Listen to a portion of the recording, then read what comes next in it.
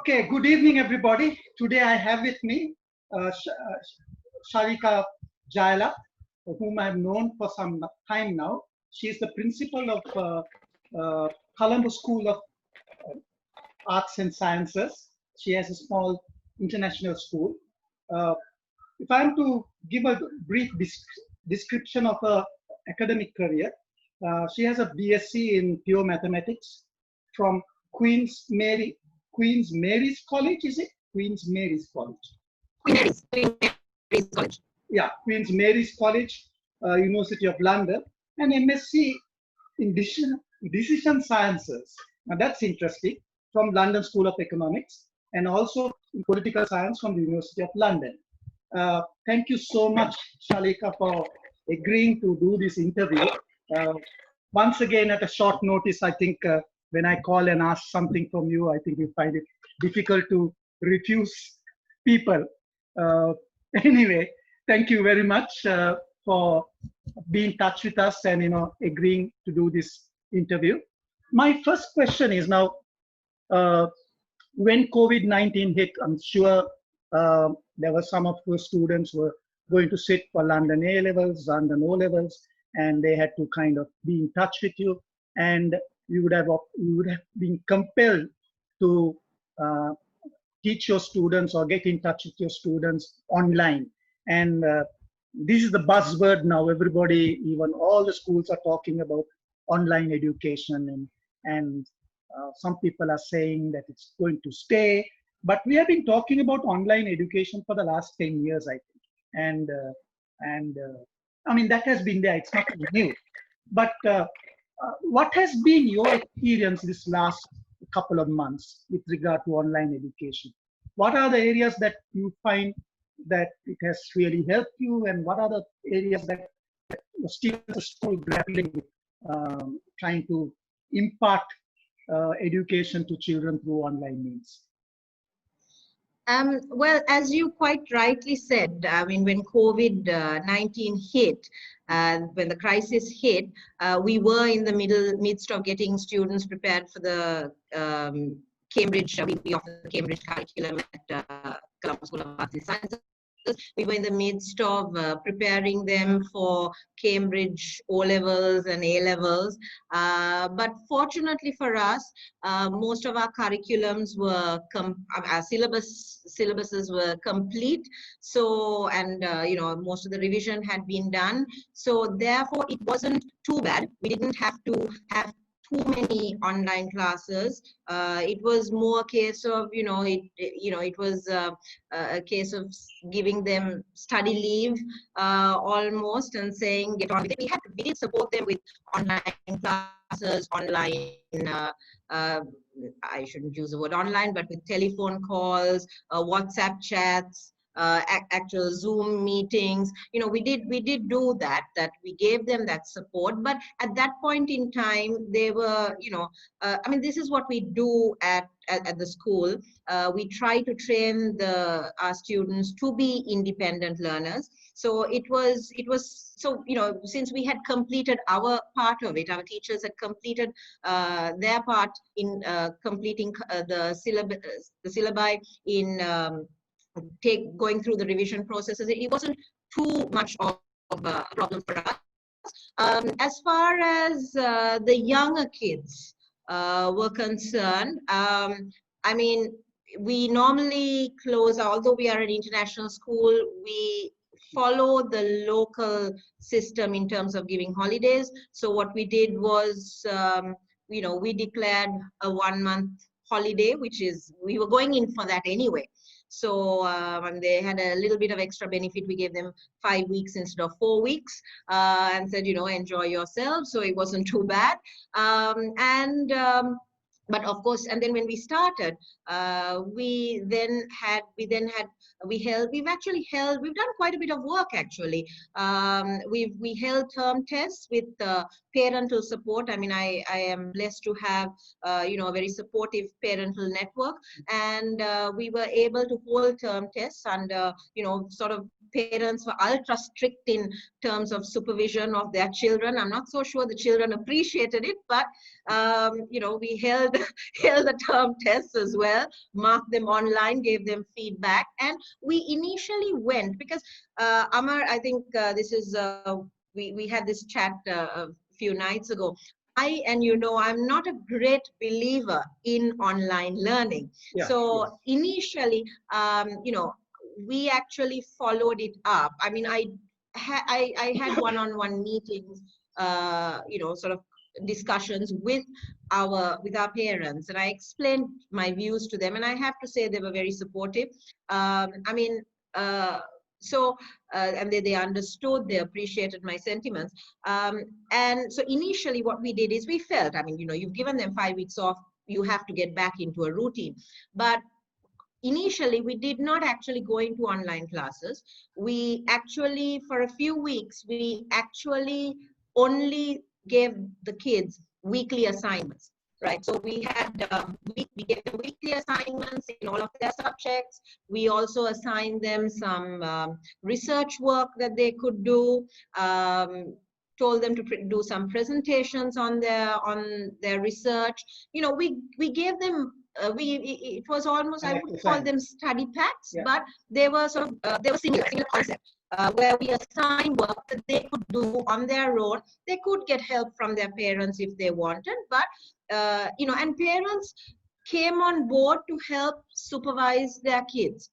But after that, come sort of the 10th, 11th of May, we felt, maybe now we need to actually start introducing new stuff. We can't just, we need to move further, because the problem with study packs or weekly assignments is you're not covering any new content. You have to then give work, assign work on work that has already been covered. I don't think it's very fair to expect parents to teach new topics. Yes. But there came a point where you've got to stop doing revision and you've got to move forwards. So then at that point we did go into online classes. We still have them on a weekly basis, but for various reasons, I have my reservations about online learning. So therefore, it has been limited. So what we do is we make sure we do not give we do not conduct classes for more than 1.5 to 2 hours a day, because we have to limit and control the on-screen time. Because children get very, very tired. For that matter, as adults, as teachers, we are exhausted as well. But apart from that, it can be extremely exhausting for kids. So we make sure we don't schedule classes for more than 1.5 to 2 hours a day. But we do cover all the subjects, and then we supplement that with more weekly assignments. So that's how we've been getting around that problem. And slowly and steadily, I mean, we have moved on to new topics. We've started the new term off, and we're managing, but limited when it comes to online. You said you have your reservations. Is it because of the subject we have been talking about? I think for past several months we have had discussions on and off. We have come to Margot also and discussed this matter with regard to digital addiction, and how sometimes children get on to this whole getting things on online digital things, and how it affects their thinking pattern. Is something to that effect that you have your reservations, or is there other reasons where it is certainly linked. I mean, it is certainly linked, but it's two different things. You've got digital addiction, which comes from the use of smartphones, surfing the internet, using social media, being on their Instagram, Snapchat. Now they have TikTok.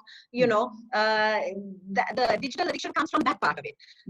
This is specifically on screen time, following a class, and kids cannot concentrate. I mean, they find it very, very tiring. See, what we do not realize is that online learning means that brain has to process things in a completely different way. Yeah. You lose out on the opportunity for social cues, emotional cues. You lose out on all of that completely, Exactly. Yeah. right? Yeah. And to be honest, you would think that, you know, when you're in class, you know, you get, children might get distracted here. You know, you might think that here they are only with you, they will concentrate, but that's actually not the case. Somehow in class, you know, you might share a little joke or something like that, but it keeps you going, you know, each, you know, that connectedness, I think, helps the kids. Whereas here you're isolated, you're on your own, you have to focus. And I mean, for example, like let's say there are about 10-20 kids in a class, okay?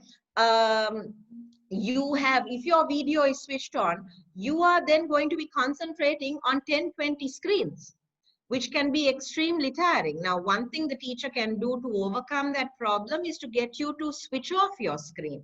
But the thing is, then the teacher doesn't know what is happening with the child. They don't know whether the child has understood. None of that is there.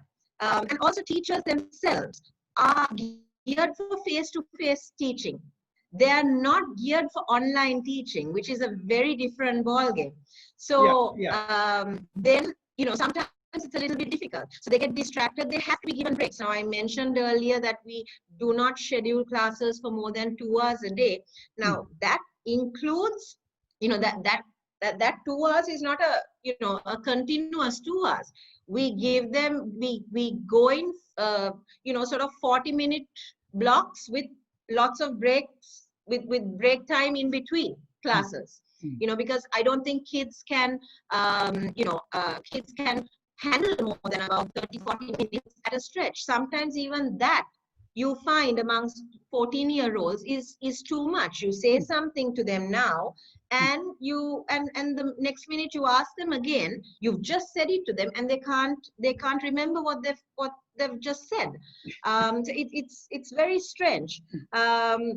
So that's one. So the fact that, I mean, you have a lot of brain fatigue. I mean, the same thing happens if we're watching TV, Amma. You know, we've been watching TV all night. After a certain point, I mean, we are not even concentrating on the movie. We've switched off. Yeah. You know, and it's something like that. I mean, if when kids are on, you know, listening for an extended period of time, after a certain point, they also switch off because due to the brain fatigue.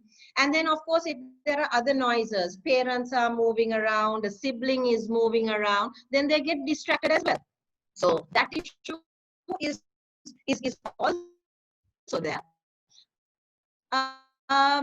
Now that's one side of, you know, that's one part of of my reservation.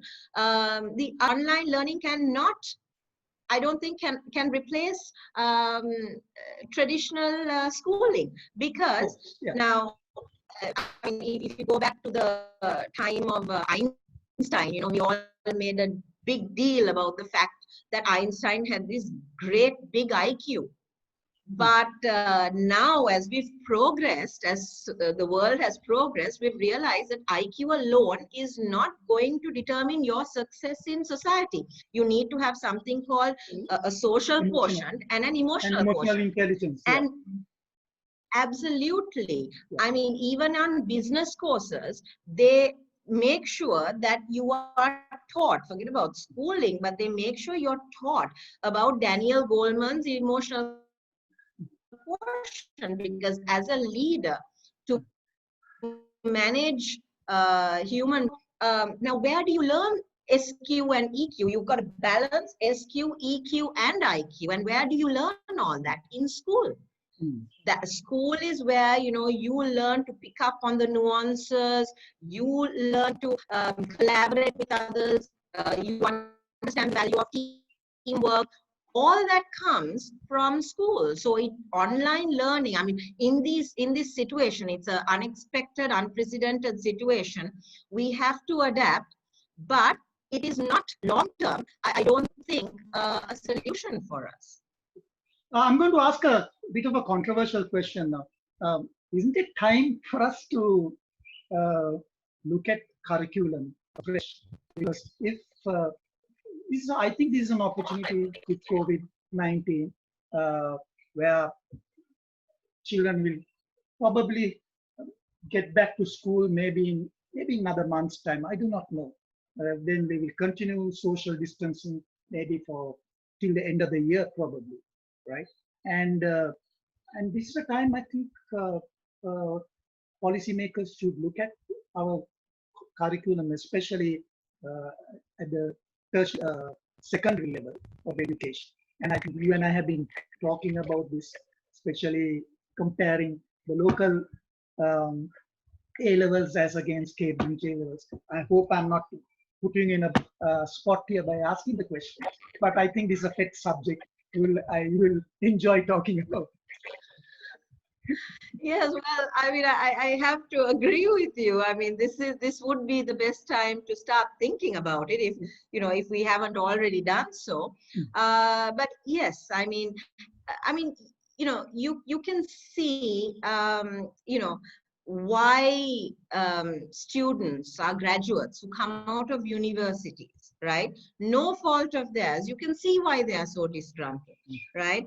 I mean, for some of them, it is not easy to go out, to go and, you know, struggle for, I mean, anyway, completing a degree is not an easy feat, right? You've got to put in a lot of work over a minimum of 3 years. But then, you know, for some of them, especially if you've come from a rural area, you know, sometimes there's a lot of hardship that the family goes through in order to get their child through the university process. And they come out of there and they're not geared for the 21st century. You know, there is this mismatch because globalization is still happening. We cannot in Sri Lanka operate as a lovely little tropical island. You know, globalization is happening. We want to be in that space competing. Our businesses, our corporate world is told gear up for that, but then they need the staff and the employees to match up. So then we have graduates who come out of our university system, right? Of course, there are reasons for that. I mean, we went through a 30-year civil war, etc., etc. They come out of that. They come out of university after struggling, expecting to get this. You know, they, for example, they'll come out say with an IT degree from the University of Borotua and think that they can get into a TUSA, but they can't. You know, and that mismatch is there. And instead, I mean, there's this resentment, there's, you know, all these issues crop up because instead of hiring them, the corporate sector will hire either a similar Sri Lankan graduate who has gone abroad, qualified abroad, come back with more skills than them, or they will actually outsource and get down foreigners to take their place. Because if I mean, you have to look at it from the corporate side of things. If they are to compete, then they need to have the right human resources in place. So we've got that mismatch. So, I mean, I think that this is the time, as you said, we have to talk of changing the university systems, upgrading our curriculums to match up to what is required. Now, that alone is not enough. I mean, the entire system. So in order, now let's say we upgrade and we revamp the university, the universities and what is offered there. But then with the present educational system in schools, will we produce kids who can deal with the upgraded systems, the revamped systems at university? So then, you know, I think we are grappling with a political problem as well here. When you look at, you know, we have this quota system that has been there for 40 years, I guess, now. So that's another whole can of worms. That's another story altogether. My final question, I think really, it has to go back down to, you know, and it's not just the curriculum, it's not just about the content, but it's also about the other skills. It's also about, I mean, this is again a conversation that you and I have had, that in 20 years from now, we do not know what jobs we will be facing, because look at what's happening with the digital revolution going on around us. Um, you know, automation, I mean, it's expected, I think, that about 44% of jobs will be replaced. 44% of jobs of low-skilled employees will be replaced by automation 20 years from now. I think it's Tesla happening faster. has it's happening even faster. I mean, a couple of years ago, DHL invested something like 300 billion in robots for their warehouses. Tesla's $5 billion factory in the Nevada desert is almost supposed to be almost 100% automated. I mean, it's all happening very rapidly, and we have to we have to adapt to that. Yes. So when you do not know what job you're going to be faced with, what challenges you're going to be faced with 20 years from now, what you then need are the skills to deal with an uncertain world. So you need, what's more important, it's not subject matter. What's more important are the critical thinking skills. Critical thinking, problem solving, collaborative teamwork. Those are what those matter. kind of skills, yes. So, and that goes back to basics. Yeah, my final question, I think you love this because you have been a person who's dead against tuition. In fact, you have no tuition policy in your school, where you tell the parents they cannot go for tuition, and you kind of have that as a mandatory kind of condition in the school. You think the whole tuition culture and tuition mafia or everything will die as a result of COVID-19, or will it come up in another form? I wonder. I'd just like you to kind of ponder on that and give your. I know it's your opinion, but. Well, you would have thought that with the government clamping down on tuition classes, things would come to an end. But I think what has happened instead is that the tuition teachers are getting on the online bandwagon and conducting classes that way instead. So I'm not so sure that COVID is going to make a difference. But what I would like to see is that along with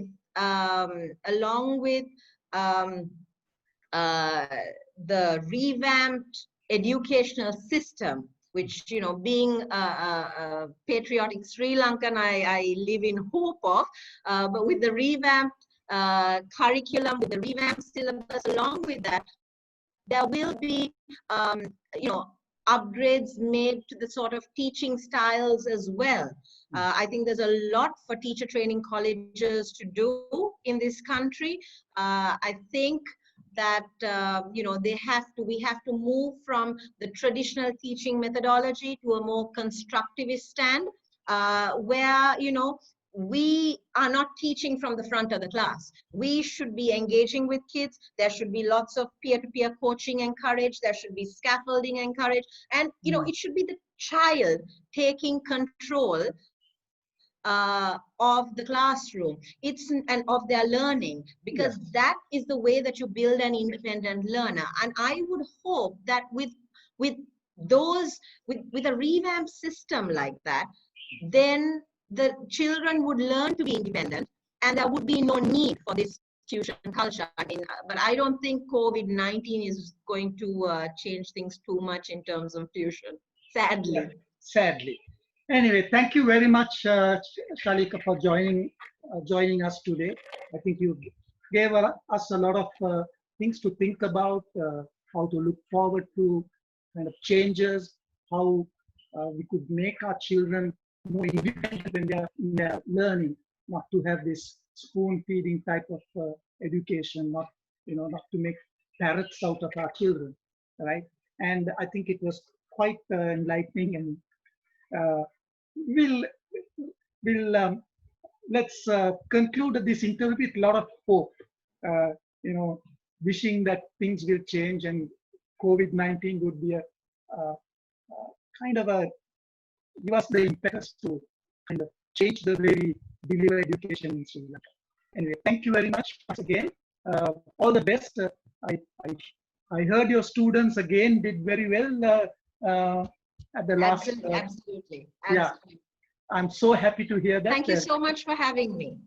Okay, thank you so much and have a good night.